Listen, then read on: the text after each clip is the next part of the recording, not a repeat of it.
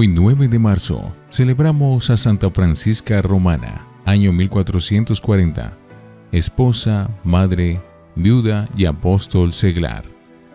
Francisca nació en Roma en el año 1384 y cada año, el 9 de marzo, llegan cantidades de peregrinos a visitar su tumba en el templo que a ella se le ha consagrado en Roma y a visitar el convento que ella fundó allí mismo y que se llama Torre de los Espejos. Vocación contrariada. Sus padres eran sumamente ricos y muy creyentes.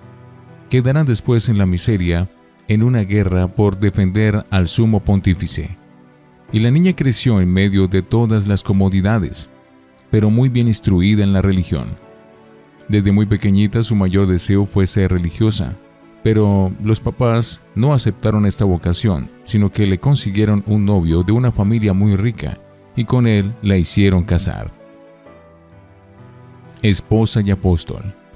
Francisca, aunque amaba inmensamente a su esposo, sentía la nostalgia de no poder dedicar su vida a la oración y a la contemplación en la vida religiosa. Un día, su cuñada, llamada Vanosa, la vio llorando y le preguntó la razón de su tristeza. Francisca le contó que ella sentía una inmensa inclinación hacia la vida religiosa, pero que sus padres la habían obligado a formar un hogar.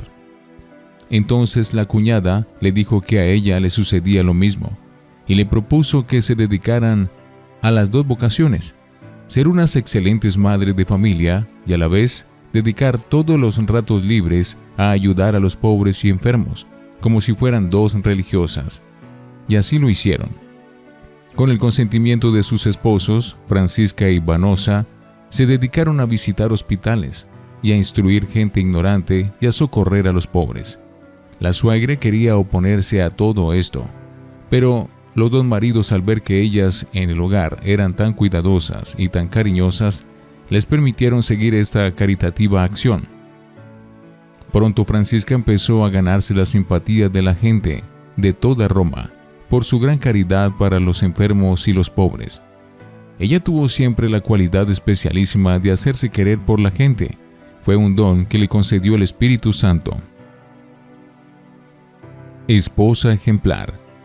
En más de 30 años que Francisca vivió con su esposo, observó una conducta verdaderamente edificante.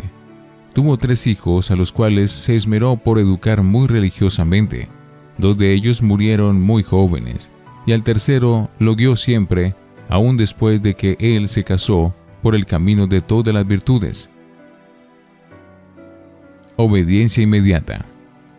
A Francisca le agradaba mucho dedicarse a la oración, pero le sucedió que muchas veces, estando orando, la llamaba a su marido para que le ayudara en algún oficio, y ella suspendía inmediatamente su oración y se iba a colaborar en lo que era necesario. Hubo ocasiones en que tuvo que suspender 5 veces su oración, y lo hizo prontamente. Ella repetía: muy buena es la oración, pero la mujer casada tiene que concederle enorme importancia a sus deberes caseros. Dolores espirituales, económicos y físicos. Dios permitió que a esta santa mujer le llegaran las más desesperantes tentaciones, y a todas resistió dedicándose a la oración y a la mortificación y a las buenas lecturas, y a estar siempre muy ocupada. Su familia, que había sido sumamente rica, se vio despojada de sus bienes en una terrible guerra civil. Como su esposo era partidario y defensor del sumo pontífice, y en la guerra ganaron los enemigos del Papa, su familia fue despojada de sus fincas y palacios.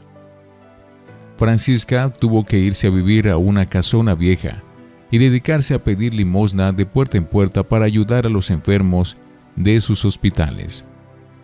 Y además de todo esto, le llegaron muy dolorosas enfermedades que la hicieron padecer por años y años, pero jamás nadie le escuchaba una queja ni la veía triste.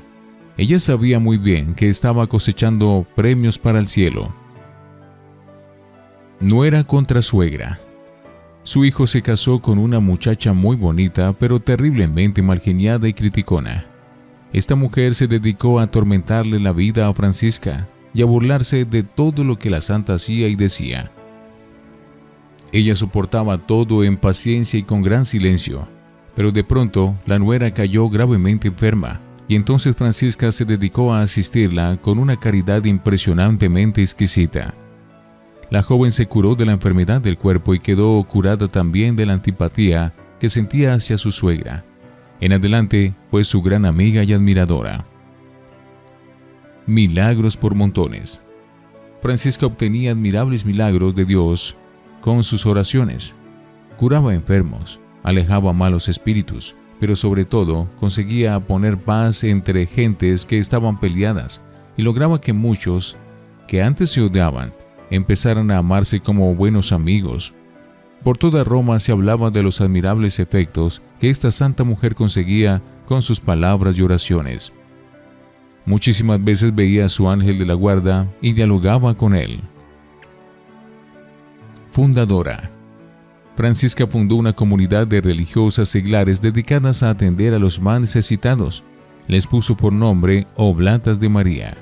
Y su casa principal, que existe todavía en Roma, fue un edificio que se llama Torre de los Espejos. Sus religiosas vestían como señoras respetables, no tenían hábito especial.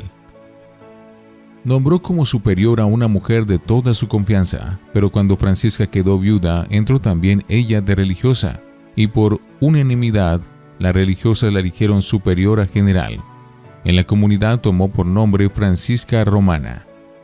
Había recibido de Dios la eficacia de la palabra, y por eso acudían a ella numerosas personas para pedirle que les ayudara a solucionar los problemas de sus familias. El Espíritu Santo le concedió el don de consejo, por el cual sus palabras guiaban fácilmente a las personas a conseguir la solución de sus dificultades. Cuando llegaban las epidemias, ella misma llevaba a los enfermos al hospital, los asistía, les lavaba la ropa y la remendaba. Y como en tiempo de contagio era muy difícil conseguir confesores, ella pagaba un sueldo especial a varios sacerdotes para que se dedicaran a atender espiritualmente a los enfermos. Alturas encumbradas. Francisca ayunaba a pan y agua muchos días, dedicaba horas y horas a la oración y a la meditación, y Dios empezó a concederle éxtasis y visiones. Consultaba todas las dudas de su alma con un director espiritual, y llegó a tal grado de amabilidad en su trato, que bastaba tratar con ella una sola vez para quedar ya amigos para siempre. A las personas que sabía que hablaban mal de ella, les prodigaba mayor amabilidad. Su santa muerte. Estaba gravemente enferma, y el 9 de marzo de 1440, su rostro empezó a brillar como una luz admirable. Entonces pronunció sus últimas palabras: «El ángel del Señor me manda que le siga hacia las alturas». Luego quedó muerta, pero parecía elegantemente dormida. Tan pronto se supo la noticia de su muerte, corrió hacia el convento una inmensa multitud. Muchísimos pobres iban a demostrar su agradecimiento por los innumerables favores que les había hecho. Muchos llevaban enfermos para que les permitiera acercarlos al cadáver de la santa y así pedir la curación por su intercesión. Los historiadores dicen que toda la ciudad de Roma se movilizó para asistir a los funerales de Francisca. Fue sepultada en la iglesia parroquial, y al conocerse la noticia de que junto a su cadáver se estaban obrando milagros, aumentó mucho más la concurrencia a sus funerales. Luego su tumba se volvió tan famosa que aquel templo empezó a llamarse y se llama aún ahora la iglesia de Santa Francisca Romana. Cada 9 de marzo llegan numerosos peregrinos a pedirle a Santa Francisca unas gracias que también nos conviene mucho pedir siempre: que nos dediquemos con todas nuestras fuerzas a cumplir bien cada día los deberes que tenemos en nuestro hogar, y que nos consagremos con toda la generosidad posible a ayudar a los pobres y necesitados y a ser extraordinariamente amables con todos. Santa Francisca, ruégale al Dios bueno, que así sea. He aquí la descripción de una mujer admirable, que las gentes comenten sus muchas buenas obras. Proverbios 31:31. Santa Francisca Romana, ruega por nosotros.